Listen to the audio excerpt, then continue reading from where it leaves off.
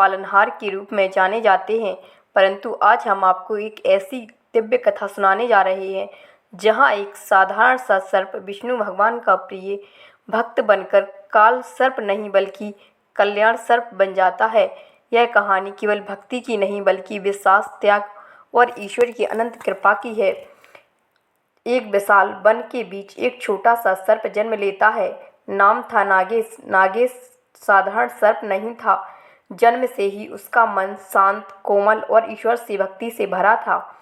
जब अन्य सर्प हिंसा और भोजन की खोज में जंगल में घूमते थे, तब नागेश शांत बैठकर सूर्यास्त की दिशा में आंखें बंद कर प्रभु का ध्यान करता था। लोग कहते थे, इतनी छोटी उम्र में इतना शांत स्वभाव, कोई साधारण सर्प नहीं है यह। एक शाम नागेश एक नदी किनारे ध्यान में बैठा था। धीरे धीरे उसके चारों ओर एक दिव्य प्रकाश फैलने लगा और उसी प्रकाश से प्रकट हुए भगवान विष्णु। उनकी मुस्कान, उनका तेज और उनकी उपस्थिति जैसे संपूर्ण वन को पवित्र कर दे।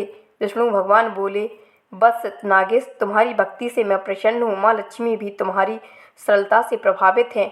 नागेश ने हाथ जोड़े, सिर झुकाया और कहा, प्रभु, मुझे आपके चरणों के पास रहने का अवसर मिले, यही मेरा जीवन सत्य है। भगवान विष्णु प्रसन्न हुए, परंतु उन्हें अभी समय नहीं था कि नागेश को अपने साथ ले जाएं। उन्होंने आशीर्वाद देकर कहा, समय आने पर मैं तुम्हें अपने पास बुलाऊंगा। बस, और यही वचन नागेश के जीवन का उद्देश्य बन गया। अब शुरू हुई असली परीक्षा।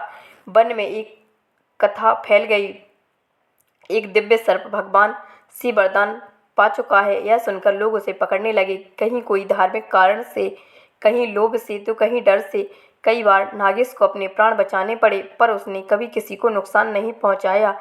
एक बार एक बालक नदी में गिरकर डूबने लगा। जंगल के लोग तमाशा देख रहे थे, डरते डरते रहे, पर नागेश नदी में कूद पड़ा। उसने बालक को अपनी फन पर बैठाकर किनारे पर पहुंचा दिया। आज पहली बार लोगों ने देखा, यह सर्प नहीं, ईश्वर का दूत है। जंगल में एक भयंकर नाग भी था जिसका नाम था कालभुंज। उसकी इच्छा थी कि पूरा वन उसी के नाम से कांपे। उसे नागेश का प्रभाव पसंद नहीं आया। उसने नागेश की भक्ति भी अपमान लगी। एक दिन उसने नागेश को चुनौती दे दी, या तो मुझे अपना राजा मान या युद्ध कर। नागेश ने हाथ जोड़कर कहा, मेरा तो राजा भगवान विष्णु है, मैं किसी से युद्ध नहीं करना चाहता। परंतु कालभुंज ने हमला कर दिया। युद्ध भयंकर था। नागेश घायल होने लगा, पर उसके भीतर की शक्ति थी, भक्ति की, विश्वास की। अचानक ही आकाश से दिव्य शंख ध्वनि गूंजी, ओम नमो नारायण, ओम नमो नारायण, ओम नमो नारायण। और उसी क्षण एक चमत्कार हुआ। आकाश प्रकाश से भर उठा, क्षीर सागर जैसी धरती पर उतर आया हो। विष्णु भगवान प्रकट हो गए। उनके पीछे गरुड़ की दिव्य पंक्ति, उनके साथ माता लक्ष्मी। विष्णु ने हाथ उठाया और कालभुजंग वहीं शांत हो गया। उसके भीतर का विष नष्ट हो गया। विष्णु बोले, नागेश, तुम्हारी अहिंसा, सेवा, त्याग और भक्ति ने धरती को पवित्र किया है। अब मेरे वचन का समय आ गया है। फिर उन्होंने कहा, मैं तुम्हें अपने शयन स्थान का अंग बनाता हूँ। अब से तुम अनंत शेष बनकर मेरे साथ रहोगे। तुम्हारी 1000 फनें मेरी रक्षा करेंगी और संसार तुम्हें आदर देगा। सारे देवता जय जयकार करने लगे। सभी ने देखा, नागेश का शरीर दिव्य प्रकाश से चमकने लगा। उसकी 1 फन, 2 फन, धीरे धीरे बढ़कर 1000 फन हो गए। वह विशाल, दिव्य, तेजस्वी अनंत शेषनाग बन चुका था।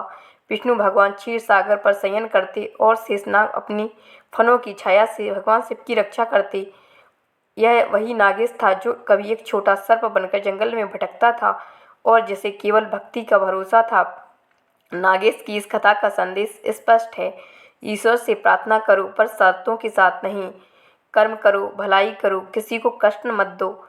जब समय सही होता है, ईश्वर स्वयं अपने भक्त को वहीं पहुंचाते हैं जहां उसका असली स्थान होता है। केवल क्षीर सागर पर चलता है। विष्णु भगवान शेषनाग पर शयन मुद्रा पर और धीरे धीरे